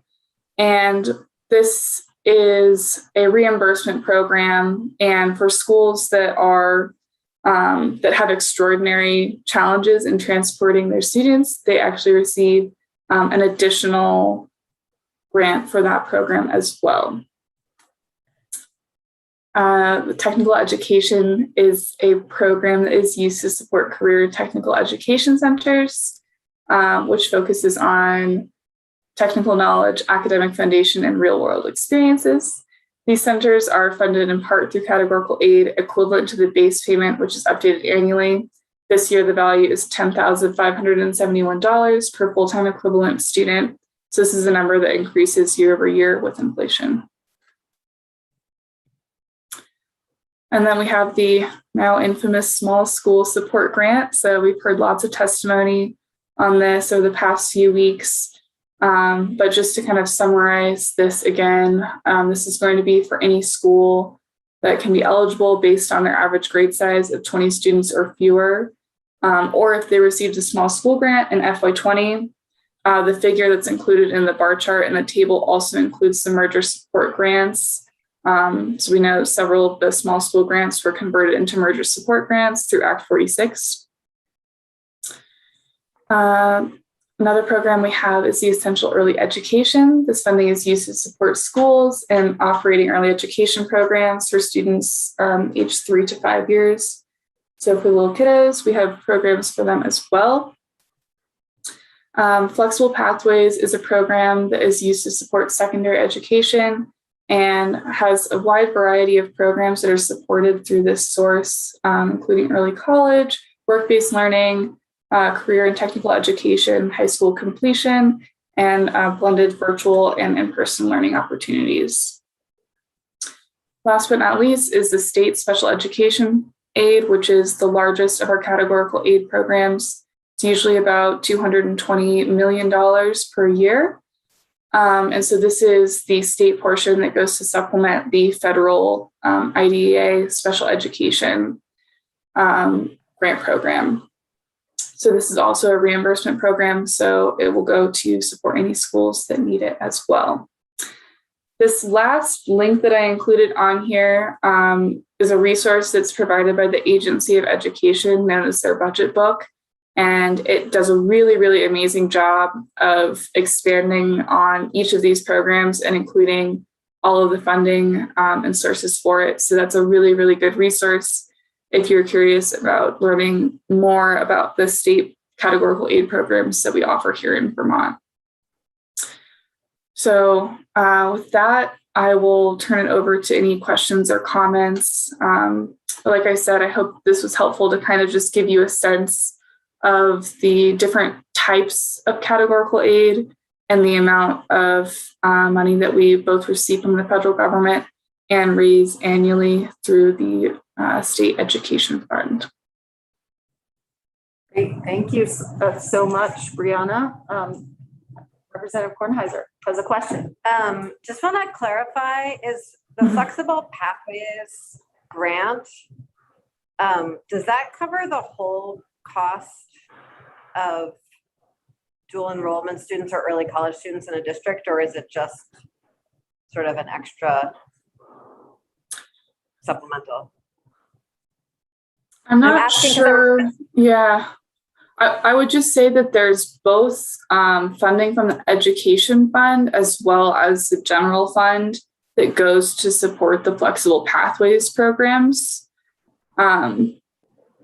So I'm not sure if it covers the entire cost, but I know that there's kind of the dual funding sources from both the general fund and the ed fund for that. Yeah, I can't remember. Okay. Yeah, I can't remember. I don't know if Mark think it- remembers, but I just remember there was a talk about sort of folding that into part of this conversation and we decided not to. And so I was, It was early college that came up in the report. Yes. And it was actually about whether or not school districts could count the pupil in their ADM.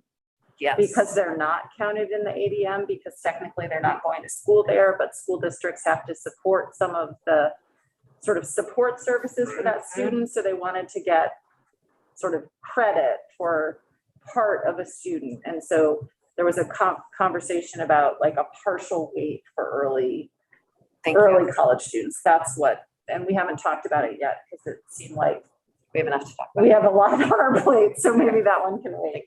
Are there other questions for Brianna about any of this? Katz, or Representative James?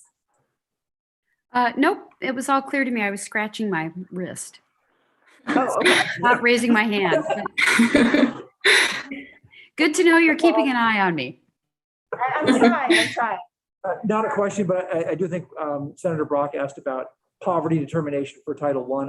I think we've been over it, and it's Yeah. either a tool that we're going to use or one that we can't use. Yeah, we did get testimony on it earlier, and I'll look it up, or we can all look it up. And It may have been free and there's some reason why it didn't match, right? Yes. But, and the other thing, I just want to point out a little clarification on the special education aid. You probably all know this, but that is a reimbursement program right now, but it's changing with Act 173 and moving to a block grant system. So that's a little bit different.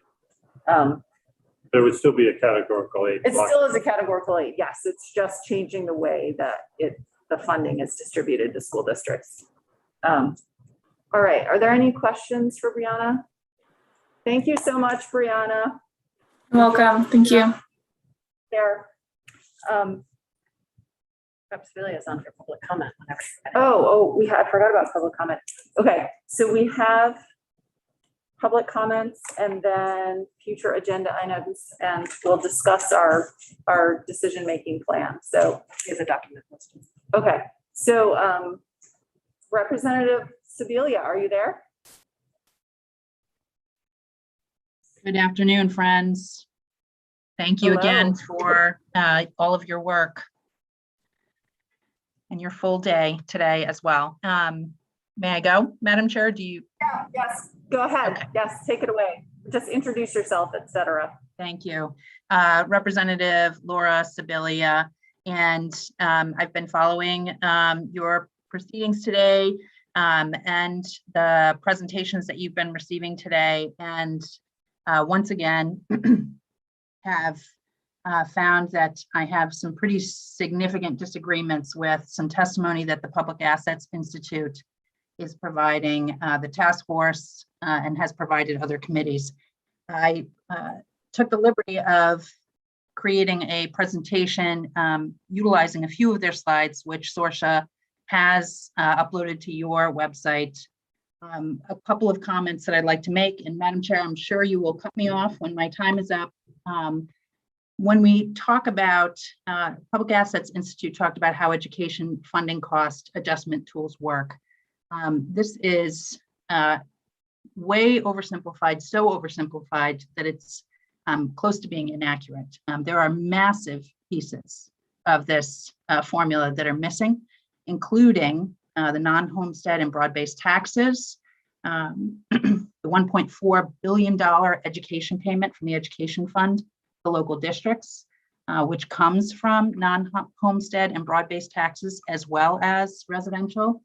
And there's also a hugely impactful missing function, which has been temporarily paused, but was in place for 20 years, which is the excess spending threshold, which provided a very significant governor on spending, particularly for our neediest districts. In addition, they demonstrated, put forward a slide that showed a few buckets and talked about the cost of categorical aid affecting the entire education fund tax base and pupil weighting only a quarter. This slide is really not an accurate depiction of pupil weighting. Pupil weighting is not a separately funded item. It is a means of adjusting overall spending to ensure equity and access to resources. This graphic might be titled more accurately, the effect on overweighted districts when the weights are created if overweighted districts do not make spending adjustments and if the excess spending threshold is reinstated, which it should be. Without adjustments and with a reinstated educational excess spending threshold, only residential rates will be affected, as has been the case for our neediest school districts and students for the past 2 decades. When we look at their graph about larger weights creating a greater disparity of funding, my jaw literally dropped when I saw this. This slide is correct, but I really hope that you will think about this. Think about what effect withholding that level of resources from our neediest students has had. It's not a projection in the future. This is what's happening right now. We are growing the disparity between our wealthiest and neediest students and districts. Jack's comment that we don't know how much this will cost meeting, I think it demonstrates the fundamental disconnect that is happening here. Fixing the weights is not about increasing the amount of education funding. In fact, it shouldn't result in increased need for education funding. It's about recalibrating access to existing resources to ensure equitable access to resources for all students, including those who cost more to educate. Our current formula has been inequitably allowing access to resources. And that's because of the weights and the way that we measured equity, which is per pupil spending. The kids, my friends, who I deeply appreciate you spending another entire day on this and more to come, the kids really need us to stop obsessing about the progressivity of taxing and address the flawed formula, which does not allow the districts to equitably access resources, regardless of the progressivity of the taxing. It's about the spending.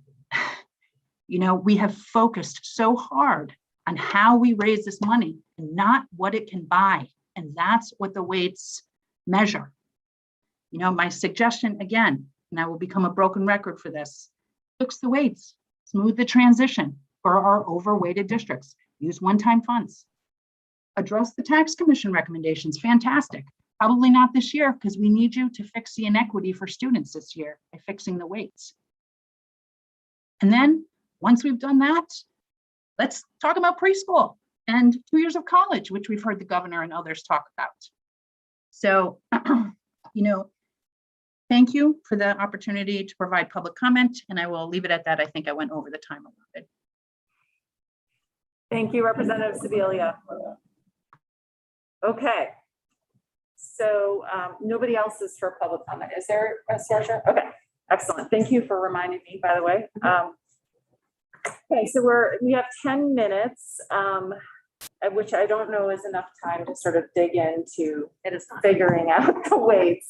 And we just got a lot of information. So I think it makes sense for us to absorb and mull, and Emily or I will be in touch with each of you over the next couple of weeks to talk with you. And we're gonna, I think our intention is to come back to our next meeting with some kind of numbers analysis, so that we can actually look at what might the impact be. But I just wanted to, I've written down some of the things that people want more testimony on, namely some clarifying questions about the poverty. But are there other things that people want us to get clarifying information or additional information on? Or do you have anything, closing comments you want to say about after today's testimony? Representative Conlon. Yeah, if we're going to continue to talk about categorical aid versus weights, which I think we are and should, I guess I'd like a better picture of how a state that is highly using categorical aid, how that functions on the ground. What's the oversight level? What's the accountability for the money? I'd like a better sense of where the rubber meets the road on that, if it's possible to find that, if it isn't. Yeah, I mean, there are some states that have a high level of use of categorical aid, so. I think New Hampshire does. There's somebody over there that can talk to us. Yeah, I mean, we have actually one of the lowest numbers of categorical aids in the country. For me, I mean, everything public assets makes sense, but then I think, well, are we going to have a whole new level of bureaucracy to have to administer it? And I'd just like to hear if that's actually reality or not. Okay. Any other things that people want or want to say right now? Representative Kornheiser. I heard that people want to continue to get clarity on the district versus school level question. And I would just appreciate if people would try to remember the testimony from today, particularly this morning, as like a set of policy tools that we'll have in front of us, regardless of what we're implementing, but will be useful in navigating any transition. And so I think as we're looking at models at our next meeting, to try to bring those policy tools with you to that conversation as things we can put in and out to sort of shift pieces of the model. Representative Beck. I'm probably not going to do a very good job of explaining this, but one of the things that I find intriguing about using categorical aid is that you could control for the title monies that are coming into the state. And what I mean by that is if we set an amount that was appropriate for categorical aid for an ELL student, that the amount of the state commitment would be dependent on what federal titles went to that district. As we know, some districts receive no ELL Title 3 or Title 4, I think it's Title 3 money, but they have ELL students. And I'm interested in knowing if we were to do categorical aid for especially poverty and ELL, whether we could control for those title monies that are coming in so that there truly is a level playing field across the state. And so maybe whoever our title expert is that could tell us about, if we did something like that, would we run afoul of any federal guidelines or anything? Be interesting. I think we heard from somebody earlier, AOE, that's kind of the guru on title monies. I don't know. The person who does the ELL program, and we have some of their testimony pending approval by the AOE that we can send you when it's been approved. Okay. I don't know if it covers that specific question about, because a lot of that might have to do with maintenance of effort issues that Brad was talking about this morning, but we can see if we can get more information about that.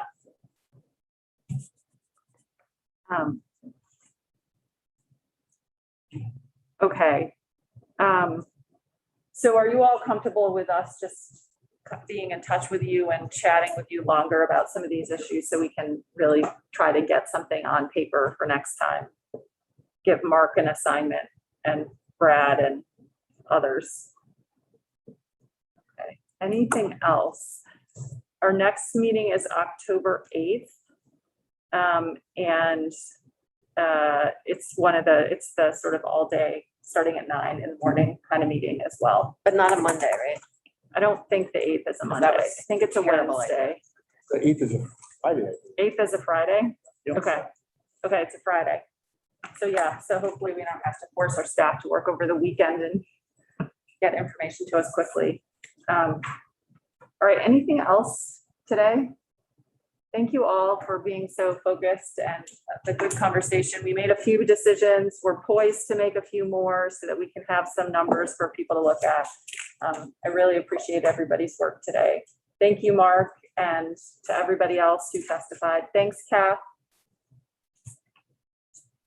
Sure. Any other things? Sorsha, do you need to tell us anything? You good? Okay. All right. I think we're done for today. Thanks, everybody.